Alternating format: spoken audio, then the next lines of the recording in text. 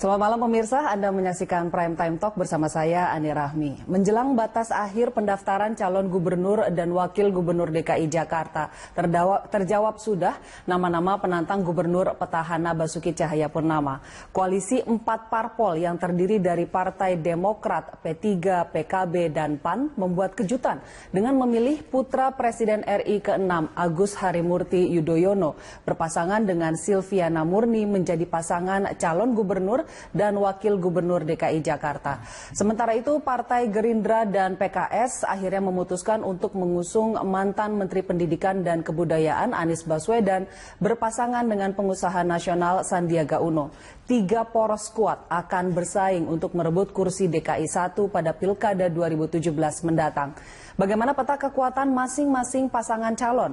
Lalu strategi-strategi apa yang akan digunakan para pasangan calon untuk merebut hati warga DKI? Untuk membahasnya telah hadir bersama kami di studio pengamat politik Jayadi Hanan dan Wakil Ketua Umum PAN Hanafi Rais. Selamat malam Mas Jayadi dan Mas Hanafi. Terima kasih sudah hadir di Berita 1 TV. Dan nanti kita juga akan berdiskusi dengan politikus Gerindra Habibur Rahman serta tim pemenangan Ahok Nusron Wahid melalui sambungan telepon.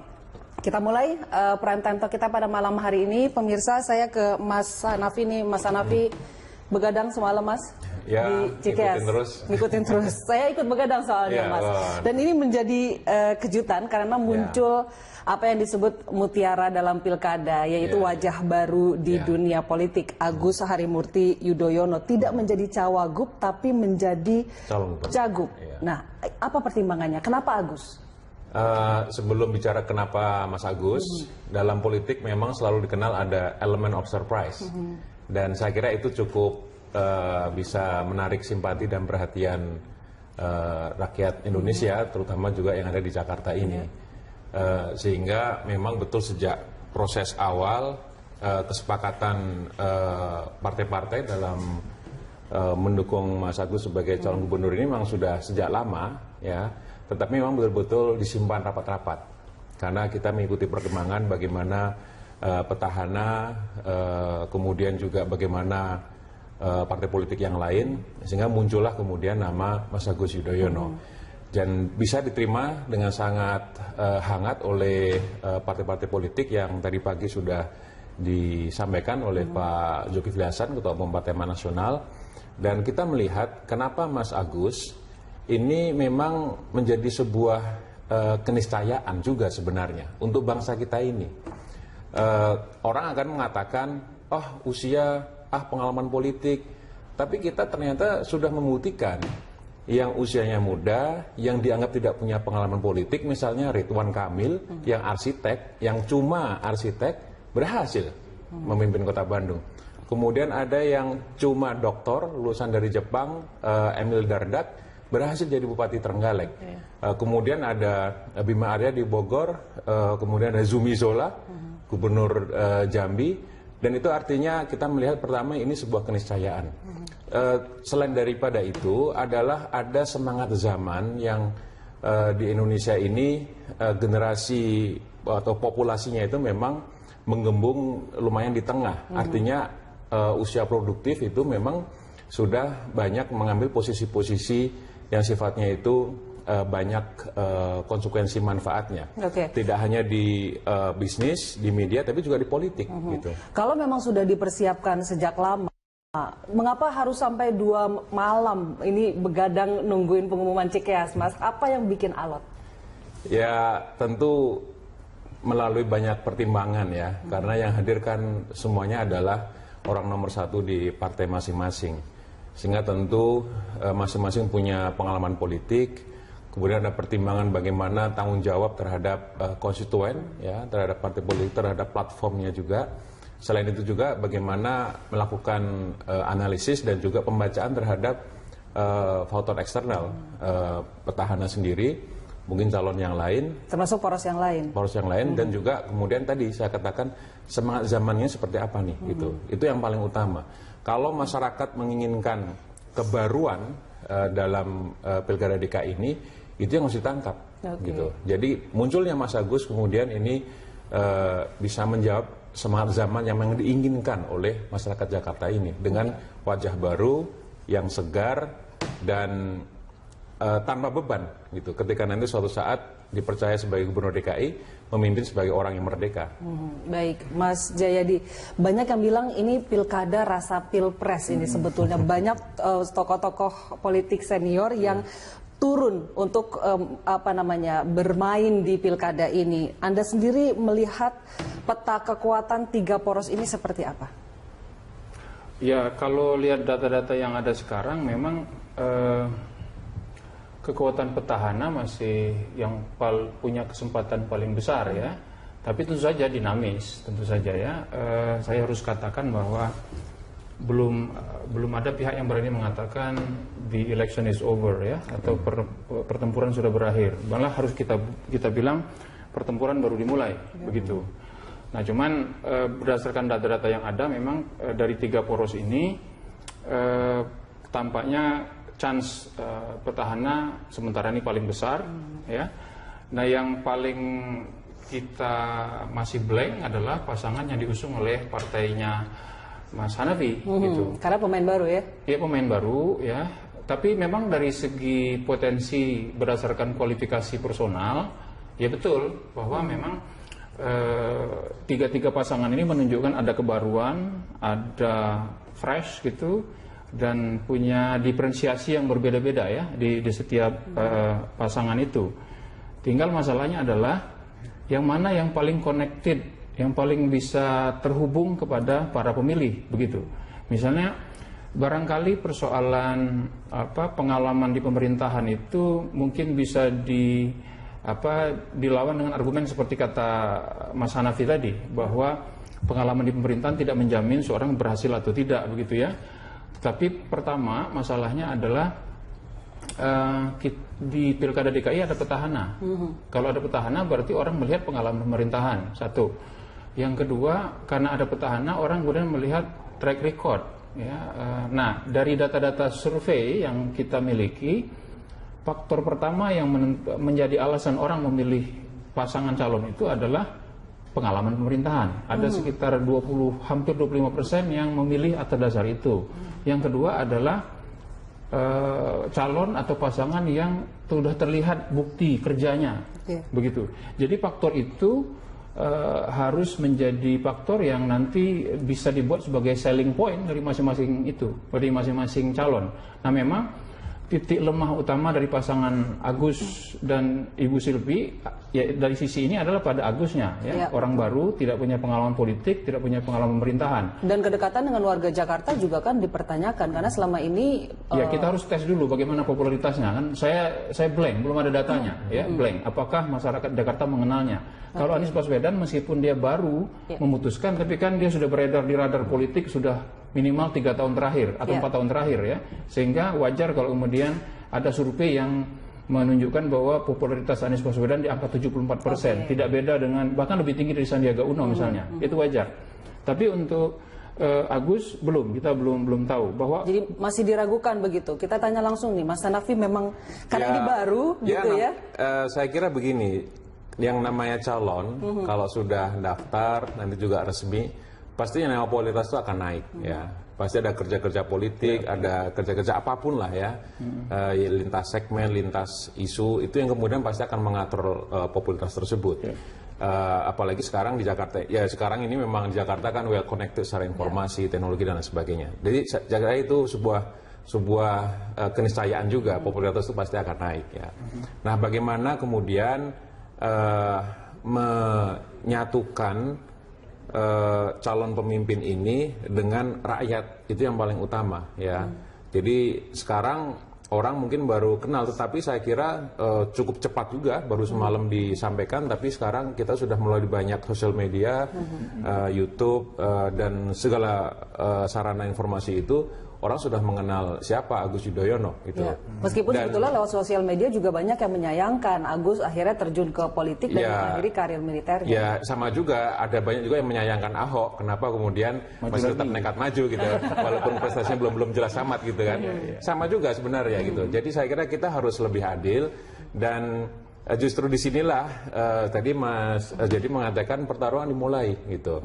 Dan melihat tren bahwa petahana itu trennya turun, ini tentu kesempatan luar biasa untuk bisa digarap. Dan Mas Agus yang berpasangan dengan Ibu Silviana Murni, saya kira itu cocok dengan kultur dan juga corak politik masyarakat Nah, Jakarta Ibu Silviana Murni ini ingin saya tanyakan juga karena sebelumnya kan ikut fit and proper test di poros seberang, di poros yang lain. Mengapa diputuskan untuk dicuri dari poros sana? Kita akan diskusi itu nanti di segmen berikutnya. Saya harus jeda terlebih dahulu. Jangan kemana-mana pemirsa, kami akan kembali.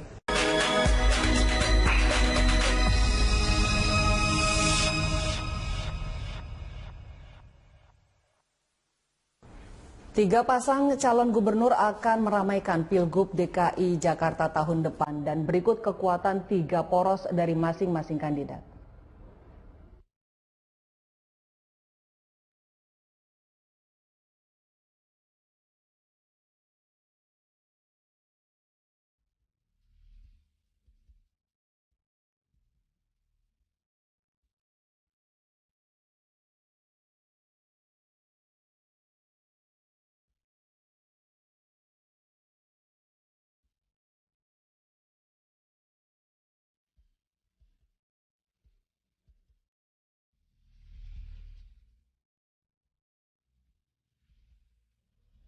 Ya pemirsa, saya juga kedatangan tamu, Mas Habibur Rahman dari Poros Hambalang. Terima kasih Mas sudah bisa bergabung dengan Berita Satu TV. Ya, terima kasih Mbak. Jadi dari Poros Hambalang nih yang belum deklarasi secara resmi, sebetulnya meski nama sudah santer, cuma kan secara resmi belum.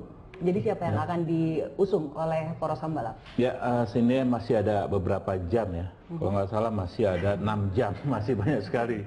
Jadi belum dapat disampaikan secara resmi ya pasangan yang kita usung adalah siapa dengan siapa, tapi yang jelas Sandiaga pasti, tapi yang berpasangan dengan Mas Sandi belum bisa kita sampaikan secara resmi. Memang juga secara resmi belum benar-benar diputuskan.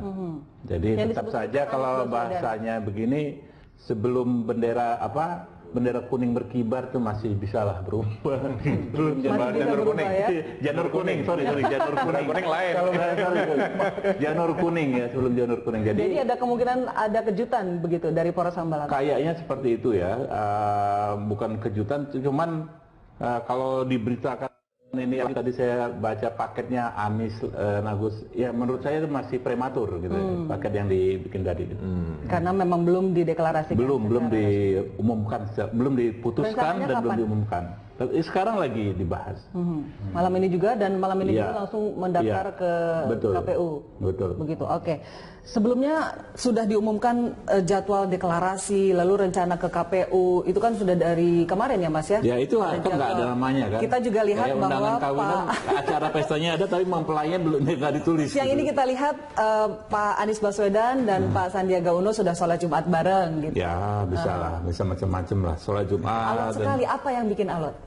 Ya tentu kita ini kan Partai Gerindra, keputusan tentu di Pak Prabowo, tapi tradisi kami Pak Prabowo selalu mendengar ya, mendengar masukan, mendengar keluhan dari grassroots-nya. Ya mungkin ini sempat ada nama yang beredar tadi, tapi ada juga mungkin yang banyak teman-teman SMS gitu kan, Pak kok ini segala macam, sehingga itu juga jadi masukan gitu, yang tadinya mungkin nggak sempat terlupakan atau apa jadi masukan. Gitu. Jadi masih ada kemungkinan bukan Anies? Masih ada kemungkinan. Masih ada kemungkinan. Oke, ini menarik sekali ya. Atau ini mungkin kealotan ini karena Ibu Silviana dicuri oleh poros Enggak ada dicuri kan, enggak ada. Karena kan sudah fit and proper test di Gerindra. Kalau dari Anda sendiri apa yang memutuskan memasangkan Mas Agus dengan Ibu Silviana? Dicuri itu kalau ada hak kepemilikan diambil ya. Ini kan nggak ada, tidak ada resmi, tidak ada SK juga, kemudian berpindah kan tidak. Jadi saya kira bukan, kata-katanya bukan dicuri. Artinya yang terjadi adalah proses politik yang normal ya. Dan tadi Mbak, kembali lagi pertimbangannya bukan pertimbangan jangka pendek, tapi bagaimana secara jangka panjang Jakarta ini selamat dari ancaman ketidakrukunan masyarakat Jakarta yang selama ini sudah muncul di mana-mana gitu. Jadi bagaimana memadukan Mas Agus dan Ibu Silviana Murni ini untuk kemudian bisa lebih adem dan tetap efektif untuk membangun Jakarta yang lebih manusiawi. Yang sekarang ini nggak adem begitu ya Mas ya? Iya, itulah kenapa kita sodorkan ini. Panas. Ya. Waduh, luar biasa. Saya ke Mas Jayadi. Ini kan sekali lagi kita sebut ada tokoh-tokoh politik besar, tokoh-tokoh nasional di balik masing-masing poros. Sementara masing-masing dari tokoh ini punya sejarah kompetisi lah gitu. Tahun 2004 kita ingat Megawati dengan SBY. Lalu 2014 Jokowi yang ada di kubu Mega dengan Pak Prabowo. Nah, catatan sejarah, catatan kompetisi atau kalau bisa dikatakan dendam masa lalu ini seberapa banyak mempengaruhi poros-poros ini? Saya kira ini lebih karena dinamika politik lokal di DKI ya. Kalau misalnya dianggap secara umum pertarungan antara Pak SBY, Pak Prabowo dengan Ibu Mega, nggak bisa juga kan? Karena bayangkan kalau misalnya kemarin Ibu Mega mengumumkan Risma sebagai calon, justru tiganya bisa bersatu kemungkinan, ada kemungkinan kan? Karena koalisi kekeluargaan disatukan oleh satu figur antara lain ya, oleh Ibu Risma misalnya, ada kemungkinan mereka bersatu gitu. Lalu kalau kita ngelihat pilkada di daerah lain, Ibu Mega sama Pak SBY tanda kutip bersatu di Aceh, ya kan? Demokrat mencalonkan Irwandi Yusuf dan Nova Iriansa, PDIP mencalonkan Irwandi Yusuf dengan Nova Iriansa. Nah, jadi di situ tidak kelihatan rasa pilpresnya kan gitu. Nah, tetapi di DKI itu tampak seperti rasa pilpres, lebih karena dinamika politik lokal di DKI satu. Ya, akibat pilihan-pilihan politik tadi itu mengakibatkan tiga tokoh ini seolah-olah bertarung. Bolehlah disebut itu kemudian ujungnya menjadi pertarungan seperti pertarungan ketiganya satu. Yang kedua, tapi bisa juga disebut ini pilkada rasa pilpres, mengingat pentingnya Jakarta, gitu. Pentingnya Jakarta. Ya, orang kan berhitung siapapun yang menang di pilkada Jakarta menjadi gubernur Jakarta, dia akan populer sepopuler presiden. Dia akan dilihat oleh masyarakat Indonesia secara nasional begitu. Sehingga dia bisa menjadi salah satu tokoh alternatif, entah untuk menjadi calon presiden yang nanti menantang misalnya Jokowi kalau dia maju lagi, atau mungkin menjadi calon wakil presiden. Jadi ini memang menjadi salah satu miniatur pertarungan politik nasional atau semacam bagian dari prediksi pertarungan politik nasional. Karena itu kemudian semua tokoh penting partai politik, tokoh-tokoh nomor satunya memerlukan diri untuk terjun langsung begitu. Bahkan kalau di pilkada daerah lain kan yang mengantar pendaftaran ke KPU kan biasanya DPW ya, pengurus di tingkat provinsi. Kalau ini kan ketua umum masing-masing gitu, atau pimpinan tertinggi masing-masing dari partai tingkat nasional ya. Itu yang membuat jadi rasa pilpres. Saya kira itu yang dimaksud rasa pilpres. Tapi kalau itu dianggap sebagai pertarungan antar tokoh pilpres yang belum selesai, ya di DKI mungkin bisa begitu. Tapi pertarungan pilpres kan pertarungan yang bersifat nasional. Di dinamika di politik lokal di daerah lain tidak seperti itu. Di Jakarta itu kita harus kita simpulkan antara lain karena dinamika politik lokal di DKI. Gitu. Oke, baik. Mas Habibur Rahman, ini saya masih penasaran. Sandiaga Uno sudah pasti, pendampingnya ini yang belum pasti. Kalau misalnya kita tidak boleh atau belum bisa menyebut nama, sosok seperti apa yang dicari oleh poros Hambalang untuk bisa mendampingi Sandiaga Uno? Ya tentu kan kita melihat permasalahan yang timbul saat ini ya. Satu soal program, kedua soal karakter. Kalau soal program itu salah kita ngomong beberapa menit, tapi soal karakter itu juga penting. Bagaimana kita mencari figur pemimpin yang manusiawi, ya kan, bukan yang tidak manusiawi. Pemimpin ya yang rasa-rasa sifat-sifat kemanusiaannya itu nyata dia tunjukkan selama ini gitu loh. Bukan orang yang karakternya begitu dipersepsikan atau bahkan kita lihat sendiri ya karakternya sangat tidak manusiawi seperti yang kita lihat selama ini. Itu yang terutama soal karakter, Mbak. Soal manusiawi karakter ini. Ya. Ada berapa tokoh yang sudah mengerucut nih? Ya, sebetulnya kan kemarin ada banyak tokoh ya sudah mengikuti penjaringan, sudah bicara dengan Pak Prabowo dan lain sebagainya. Hanya di detik-detik terakhir ada juga masukan-masukan baru. Itu tentu tidak bisa kita hindari. Juga terkait dinamika yang terjadi di partai-partai lain. Kita sebetulnya Gerindra ini kan nggak jauh beda dengan poros Cikeas, nggak jauh beda dengan porosnya PDIP. Memutuskan hanya kan kita hanya berbeda beberapa jam saja. Gitu. Jadi sama-sama memutuskan. Iya, sama-sama alot gitu loh. Jadi kurang lebih seperti itu. Dan satu hal yang juga penting memang ada tenggang rasa ya terhadap konstituen Partai Gerindra dan PKI selama ini terhadap figur-figur yang muncul. Misalnya figur-figur yang mohon maaf, kita ada jejak digitalnya, kita pahami dulu terlalu keras bahkan terlalu personal terhadap pimpinan kita. Itu juga jadi pertimbangan. Oke. Iya. Tapi Anda sendiri kecewa koalisi kekeluargaan pecah? Namanya politik ya, kita bukan persoalan pecah ya, tapi kalau punya keputusan teman-teman tentu kita hormati ya. Kan ini juga masih tahapan awal pilkada.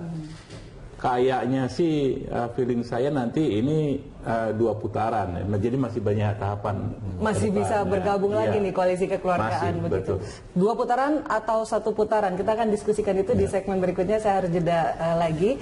Pemirsa jangan kemana-mana, kami akan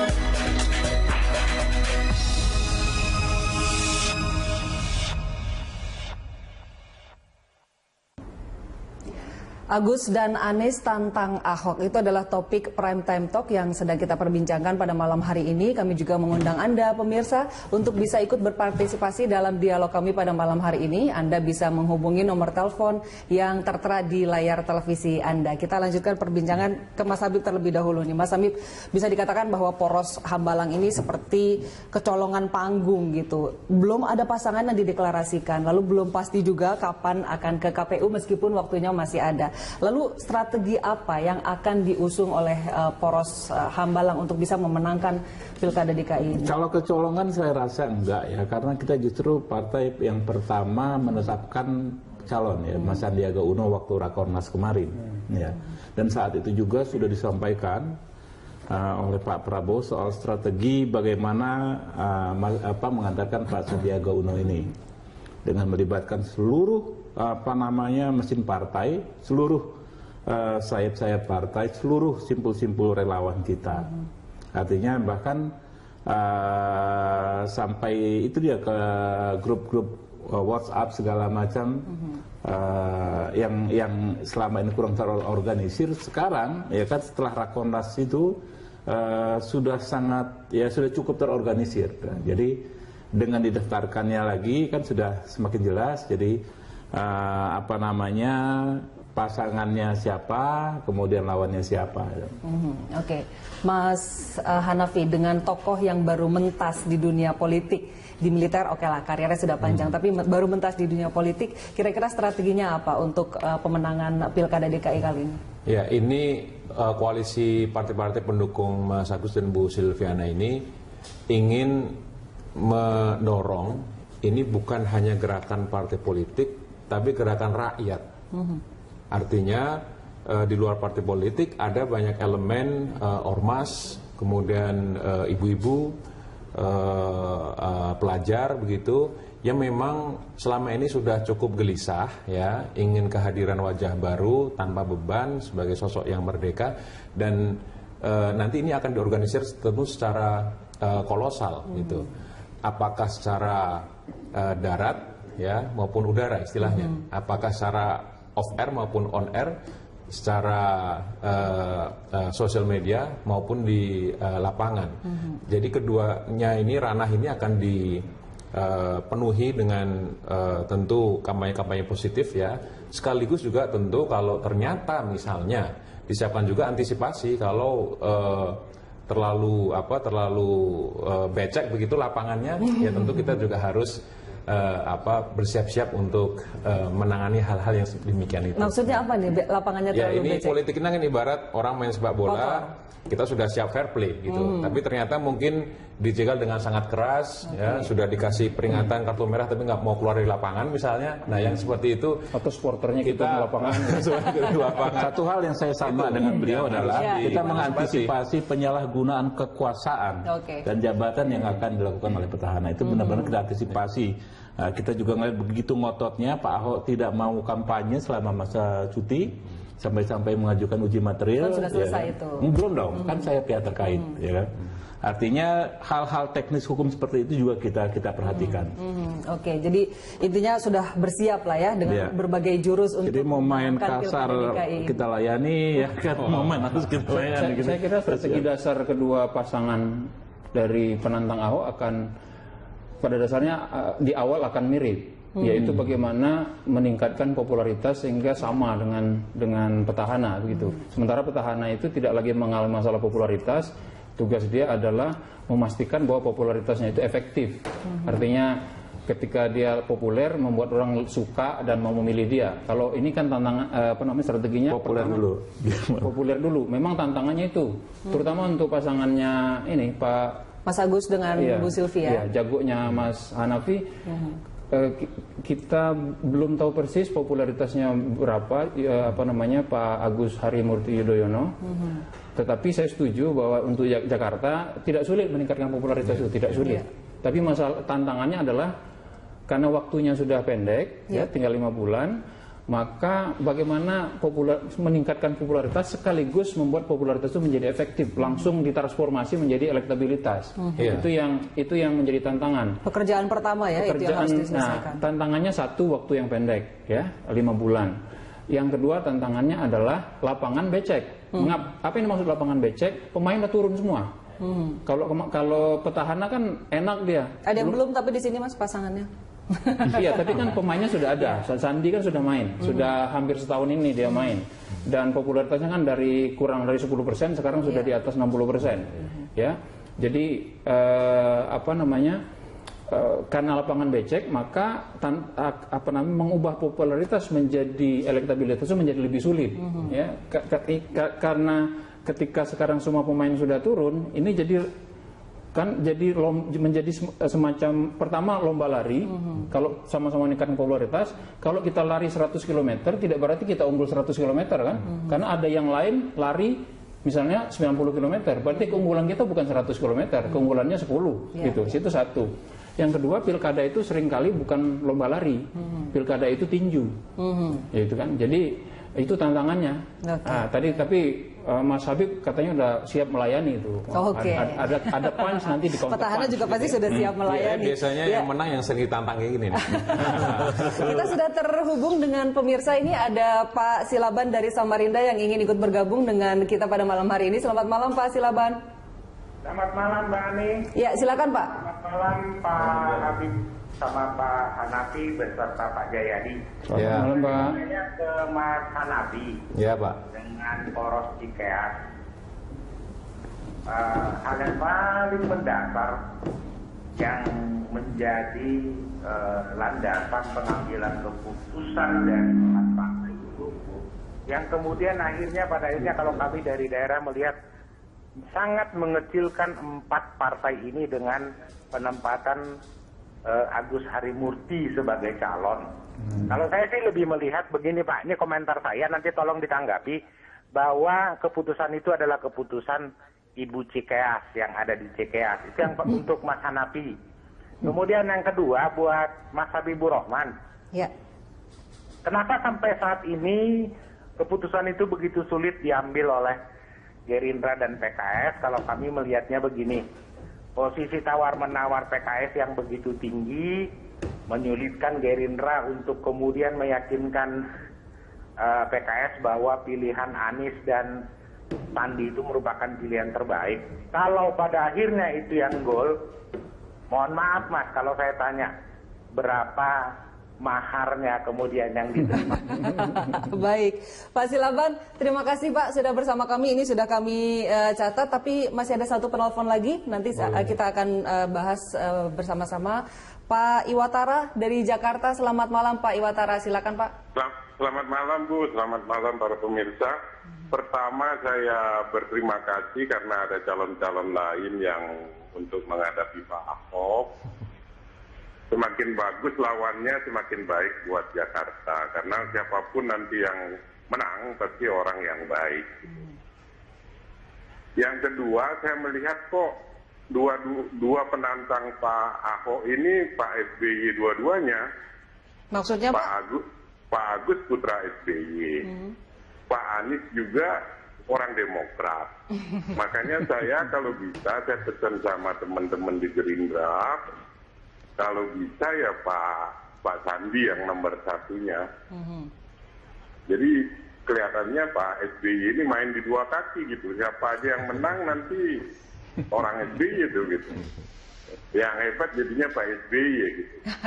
Nah, jadi bukan Pak Anies, Pak Agus melawan Ahok, tapi Pak SBY melawan Ahok. Baik Pak Iwatara, terima kasih Pak sudah bergabung bersama kami. Ini kita akan jawab nanti, Bapak-Bapak, saya harus jeda terlebih dahulu, nanti dijawab setelah jeda. Pemirsa jangan kemana-mana, Prime Time Talk akan kembali.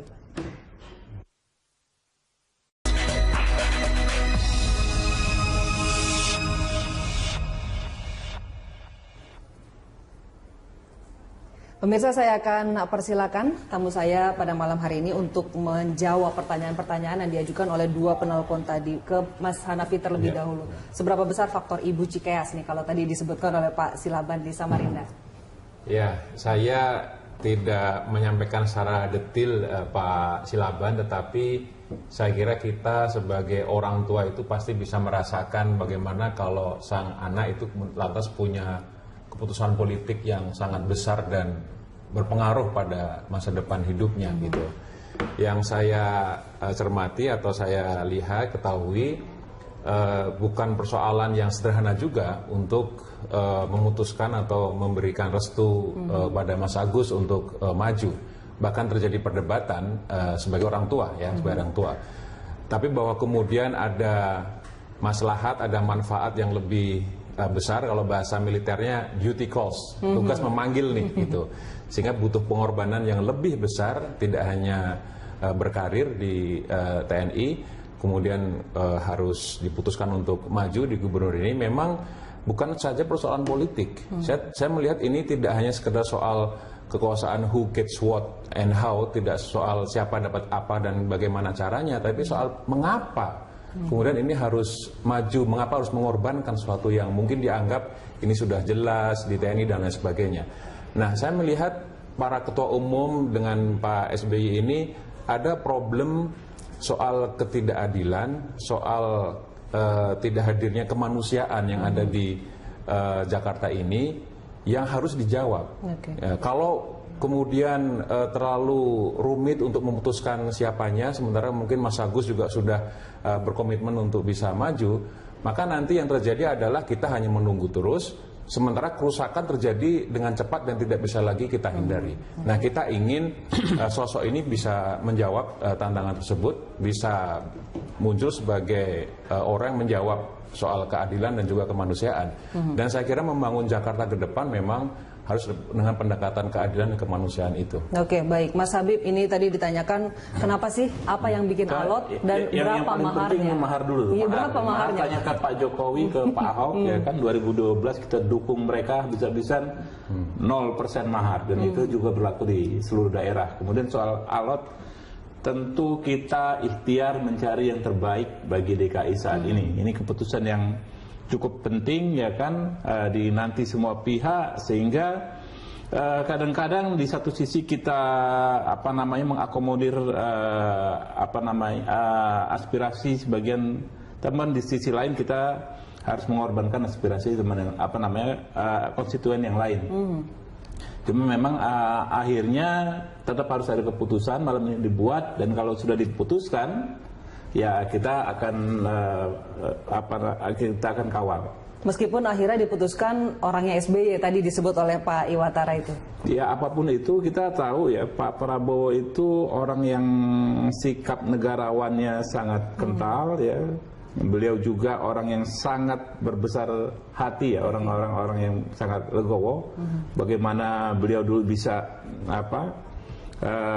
habis Pilpres kita lihat 2014 bekas kompetitor SBY, kemudian nggak lama sudah bisa ketemu Pak SBY.